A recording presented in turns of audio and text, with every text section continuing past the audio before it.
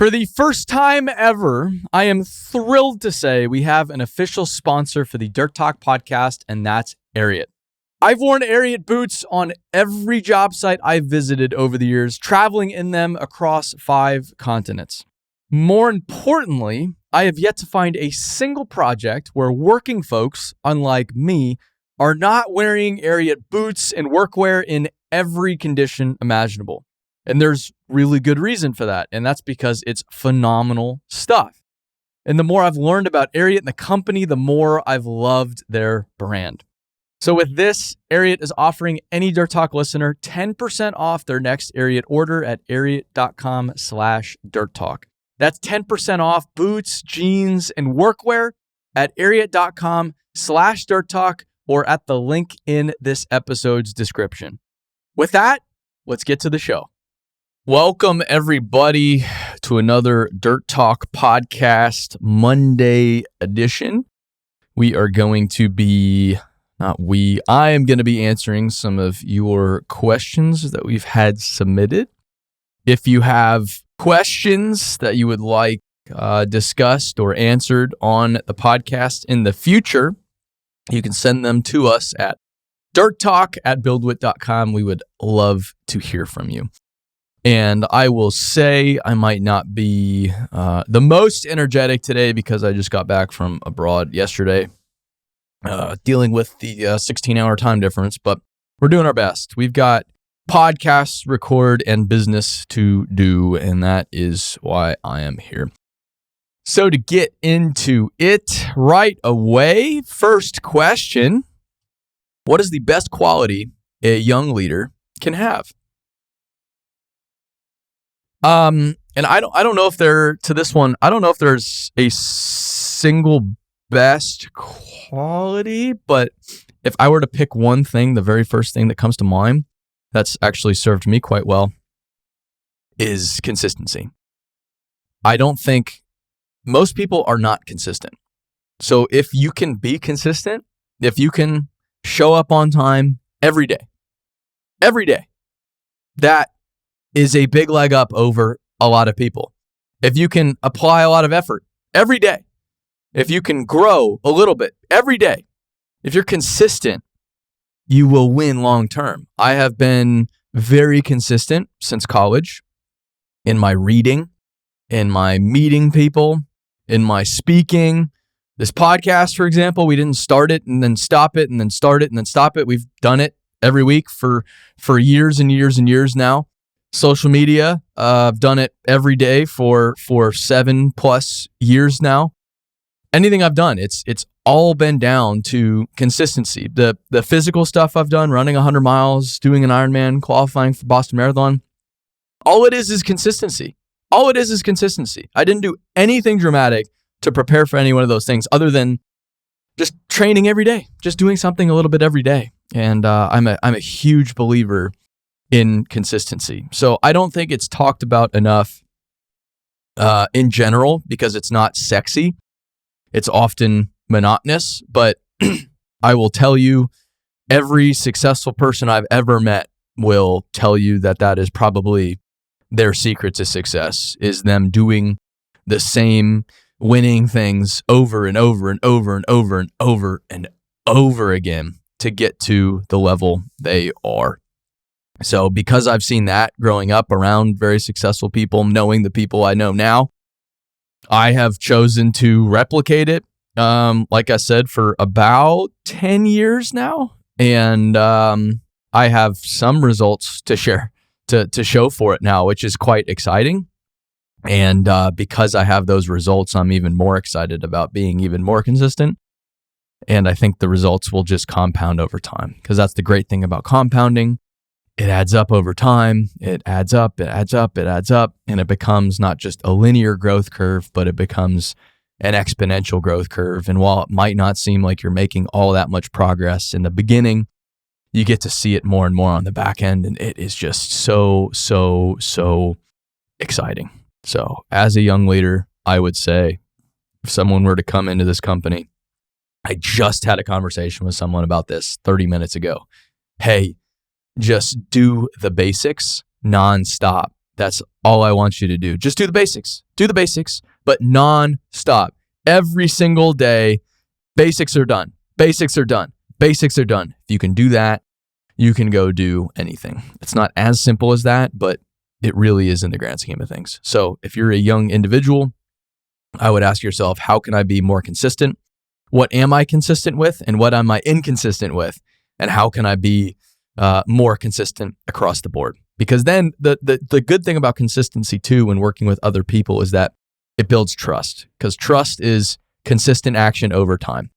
So if you act a certain way repeatedly over a prolonged period of time, now I know, hey, this person is going to deliver X, Y, Z, and I can trust them, which is so valuable if you can be somebody that people trust. So that's why I believe in consistency. And I would really recommend you dig in on that, because it can do you so much good. So much good. Next question.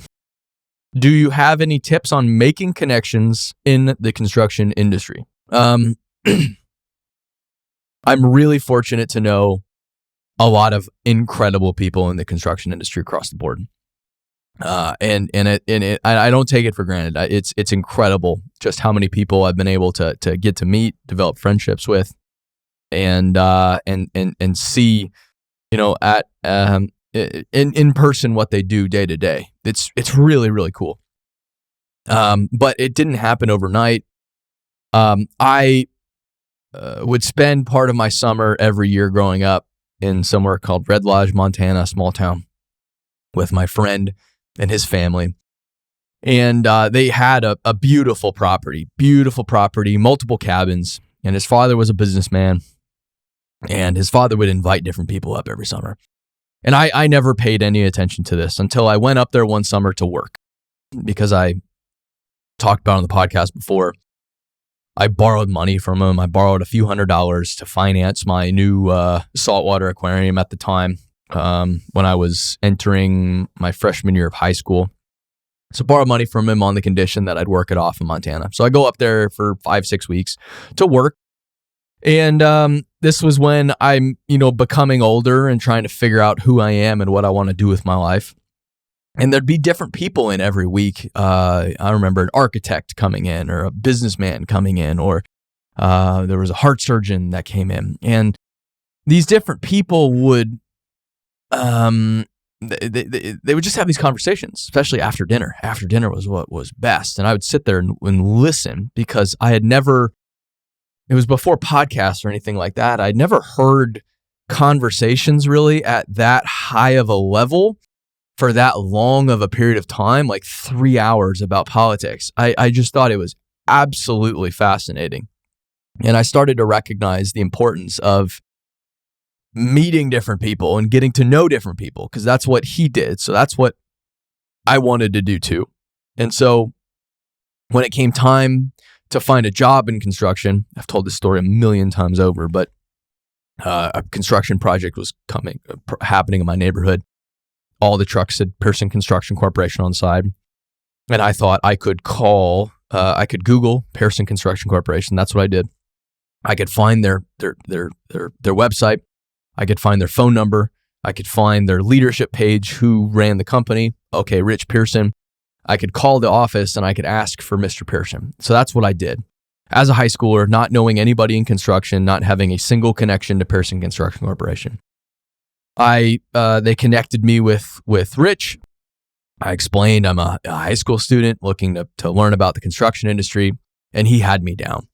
And that was the first time I'd ever met somebody in the construction industry. And he then took me out to the project a few weeks later, which I thought was absolutely spectacular. I still remember some of the things he explained to me at the time.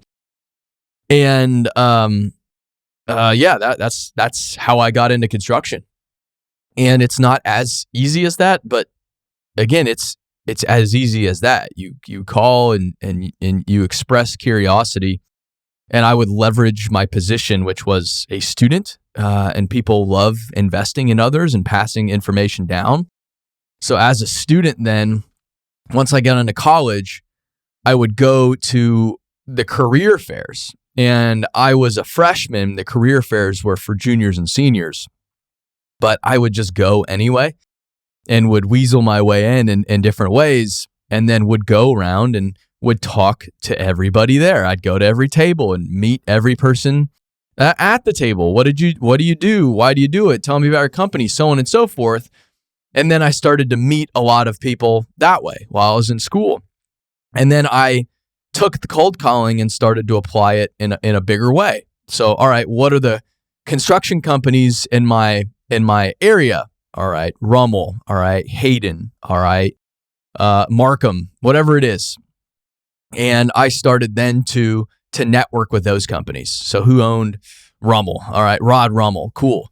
How am I going to get in touch with Rod Rummel? I don't know, but I find a way to get in touch with Rod Rummel, and I go meet with him for an hour and talk to him about his business. I didn't want anything. I just wanted to understand who this guy was, how he got started, and ask for his advice. You know, I'm 19. Hey, I'm 18, 20, 21, trying to figure my life out. If you were me, what would you be thinking about? How would you go about this? Who would you go to work for? And I was able to get a ton of brilliant advice. And then I would always ask the guys I would meet with, I would always, when I approached somebody, hey, I'd love to take you to lunch. So I'd always offer to take them to lunch. Most of them said yes. Or I'll visit you at your office if more convenient. Some of them also said yes to that. But then every time I went to lunch, because I was a kid, they would insist on paying.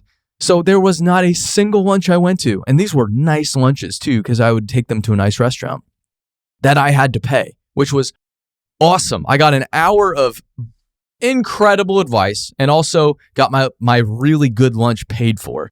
And then I would always ask them, hey, who else can I meet with? Who else do you know that would be good for me to meet? And usually they'd have one or two names.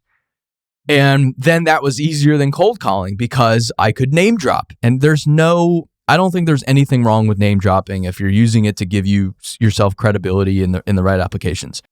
So then I could say, hey, yeah, I just had lunch with so-and-so and they said I should talk to you about my career.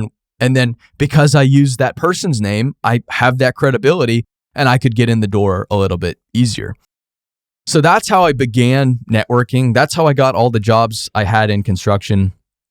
I would talk to anybody and everybody because I didn't know if that relationship would ever serve me, but I knew I could at least learn something from everybody, and I knew those relationships in the future could help me substantially. So it wasn't very hard for me to find some great gigs throughout college because I had those relationships. I had the relevant experience.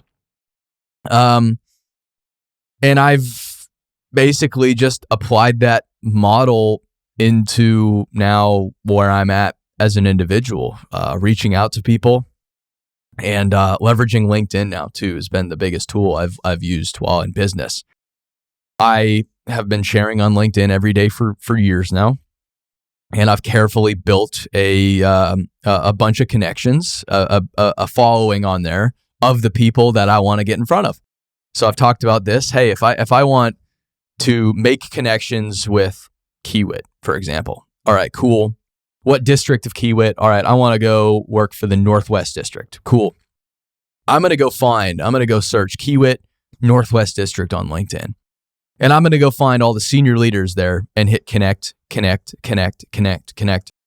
Now, I don't know, 10, 20% might accept. Now, I typically have a better hit rate, but if I were just a kid years ago when I was starting out, maybe 10, 20%, even 1 out of 20 says, okay, cool, I'll accept your connection. Now, that one key individual is seeing my shit every single day on LinkedIn, which is awesome because then whenever I talk to them future state, whenever I do go approach Kiewit, oh yeah, we've been seeing your stuff nonstop. We know who you are. Cool, you know who I am. Now let's take the time to get to know you. I've just accelerated that conversation dramatically because of how I've connected with that person. And to summarize here too, to finish this point off, someone asked, we posted these videos with Rio Tinto featuring their Western Australia operations, the Pilbara, which is notoriously a difficult place to get into. And someone said, and people ask this all the time, how do you get into these places? It is all about relationships. It is all about the people you know, but it's not just who you know. It's what value you can provide to them. So it's not just about the thing that's, it's all about who you know. It's complete bullshit. That's only half of the equation. You need to offer them something. So when I was a kid, I didn't necessarily have anything to offer a construction executive working at a $250 million a year company, but I did because I offered them my curiosity. I offered them a way for them to go pour into the next generation, which is value. That is value. Now, I don't ever go to these mining companies, say, just let me on. I go to these mining companies, say, hey, you want to attract more people to your business. You want to tell your story. I can help you do that. And here's how we're going to do that. I paint the picture on what value I can provide to them. I don't just say, hey, can I come out? They don't care about that. They want to know, hey, what is that? What does this do for me? And not everything is transactional, but it is in a sense. The people I know, the people around me, I want to support them and help them out as much as possible because maybe down the road they can help me out. And that's how this works. But until then, I'm just going to help them as much as possible. I'm not going to expect anything, but if I provide them value, future state, I will likely get value in return. So it's not about just who you know. It's about the value you provide these people. And that value can be as simple as you being curious, you being hungry to learn, because people want to pour into, especially that next generation. So that's my best answer for that one. Question 3, what's the best way you found to learn? I don't think there is a best way to learn. I think there's a lot of different ways to learn. But I think developing a hunger to learn has been really important for me, and like an appetite for it. And then developing a system to help me learn and being consistent with it. Like I said, consistency, I think, has been one of the most important things that I've ever learned in my life. So instead of, I want to read more, that doesn't do me any good. I want to read 10 books this year. I don't know, it's a little bit better, but it's still hard to conceptualize. I've always read 10 pages a day for years now. And I've read more books than ever before. So I was always a reader, but until I developed a system for being consistent and learning consistently every day, just a little bit every day, until that happened, I wasn't learning at the rate I am now.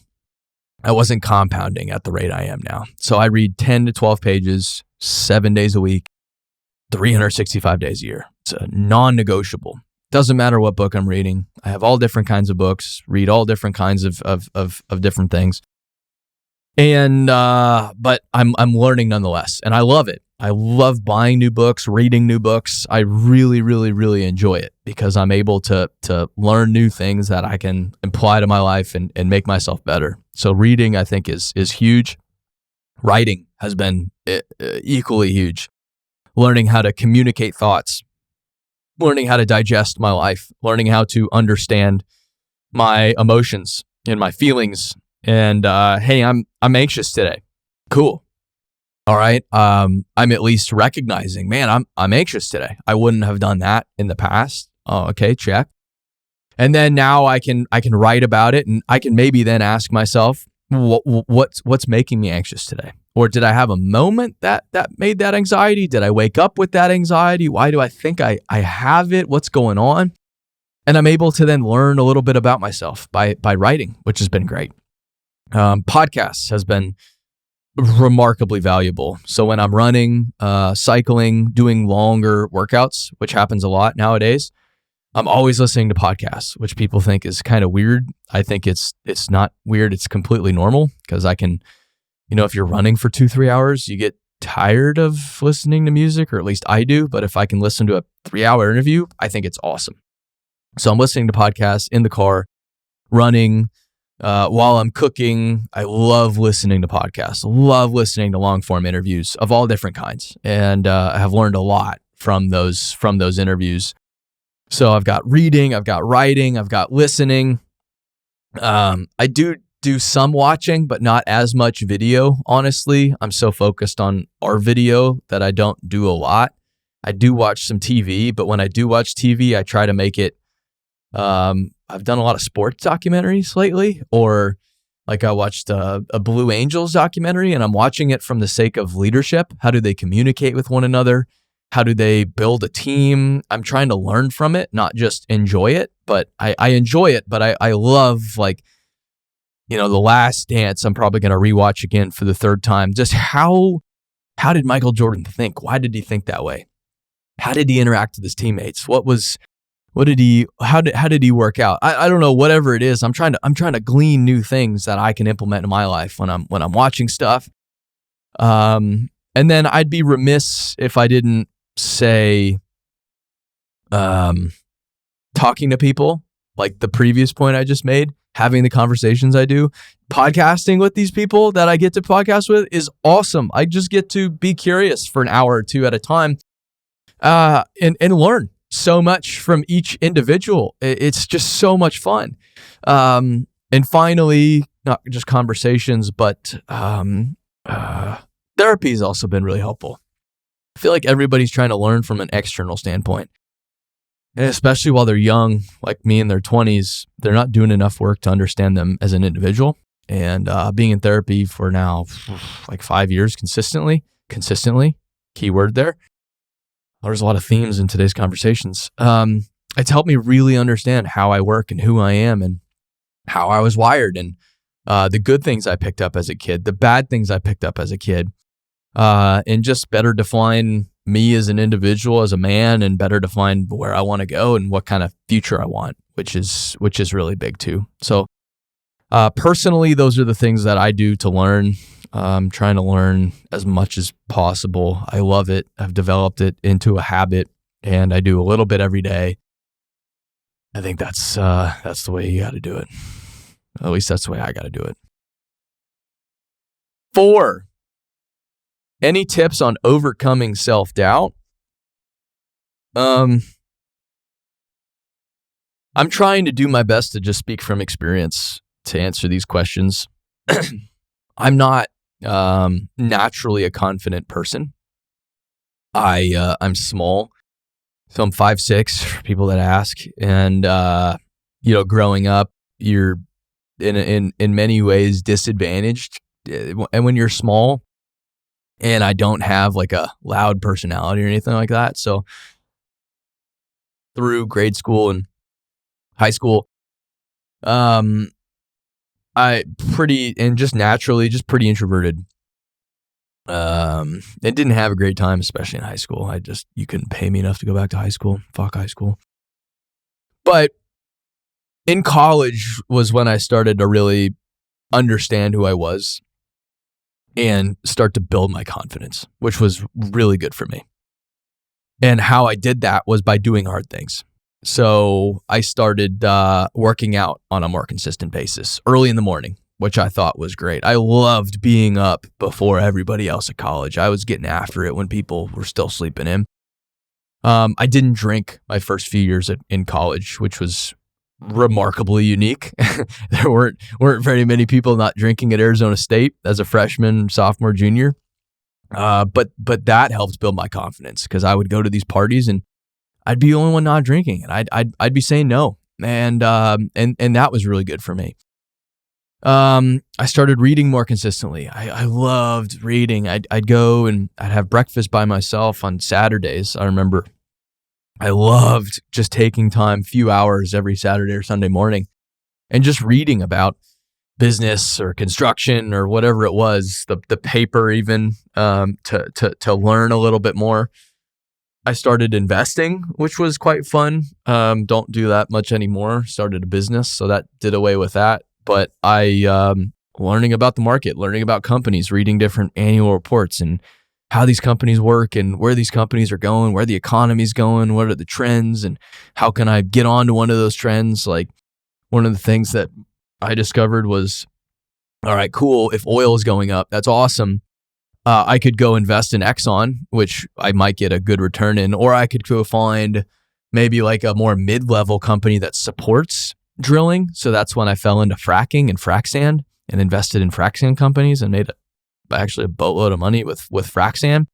But that was because I learned and figured some things out, had some conversations with people, which I thought was great. That helped build my confidence. Working really helped to build my confidence, understanding a little bit better how the world works, working hard for the first time in my life, using my hands to actually build things and do things in the physical world. Didn't grow up that way, but really, really built my confidence then. And it's been from then on a constant evolution of just building my confidence. And I'm still doing it every single day right now. I need all the help I can get. And I need more and more confidence, because the bigger the company gets, the further we go, the more I need as a leader. And it's a nonstop practice. But I feel like because I've been dedicated in different ways to building my confidence, I haven't had a lot of self-doubt. And I didn't really understand that until the past few years, but I've heard other really successful people talk about it. And they, whenever they're asked about self-doubt, a lot of them talk about confidence and building that confidence in you as an individual, in yourself, in your ability to do hard things and carry out different things. And so I can't overstate the value of developing your confidence, no matter how confident you think you are. Everybody needs help developing their confidence. Everybody can use confidence in different ways. Maybe you're a great speaker, you're athletically gifted, and you have a lot of confidence there, but there's probably an area of your life that you're not so confident in. It could be something as simple as, man, I just don't like myself every time I look in the mirror, and that sucks. And so it could be, I need to lose some weight.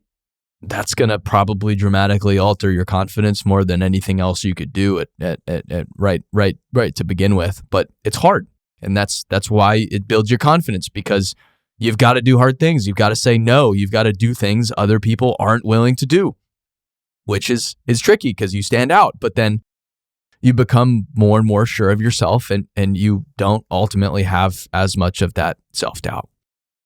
That is how I've approached it. I'm sure there's a million other ways, but to overcome self-doubt, have spent a lot of time building my sense of confidence. And I've done that consistently. It all goes back to consistency. Number 5, the last question. How can you start a business in such a capital-intensive industry like construction? Well, you can either go out and get money, which some people have done, or you can start from the bottom, which most of the people I know have done. So I know a lot of people, they have started with a pickup truck, started with a wheelbarrow, started with a dump truck, started with a skid steer, backhoe, whatever it is, a few $1,000s, and working another job while they start a construction business and doing driveways on the weekends or whatever it is, or after work, or driving the truck at night, all kinds of crazy stories, to then earn a little bit more money, to then invest in the company a little bit further, and then to build a little bit more and more and more.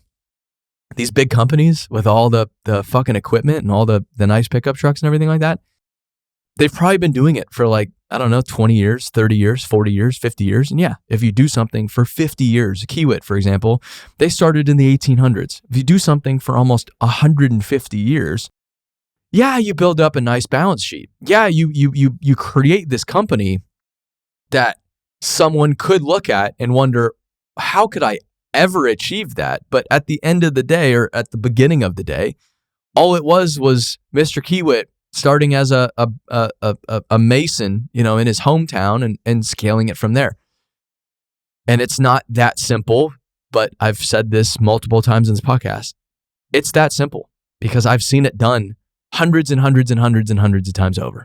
That's what's so cool about the construction industry.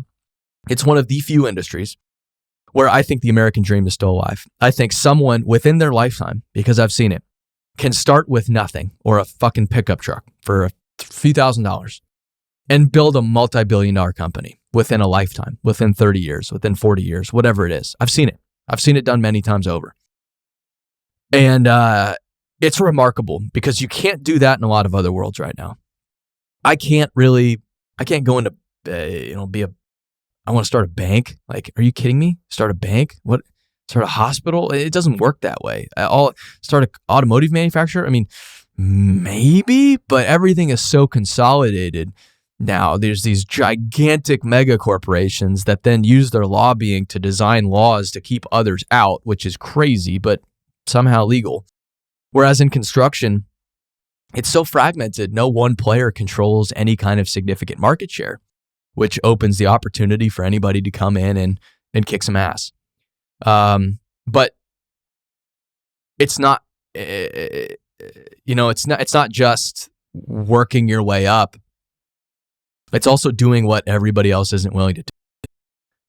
And the people that I have in my mind that have done exactly this, built incredible things from nothing, have done what everybody else isn't willing to do.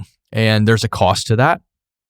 So you have to ask yourself, what do you want? How far do you want to go? If you want to be the next Kiewit, I say good for you. Go at it. It's possible. But I also question that, like, why do you want to be the next Kiewit? What's wrong with having a great living, still working locally? Everybody's going home every night. You're going home every night to your family. You're providing a good living for your people, for your family. You've got a boat. You've got nice things. You've got nice equipment. Because I think there's a lot to be said for that too. Building a great business that is 5 people, 10 people, 25 people, 50 people, 100 people. But no matter what scale you want to go to, it might be multi-generations to get there, but it is possible in construction to go from nothing to something, even when it's so capital intensive. Because again, I've seen it done hundreds of times over. That's what I'll say there.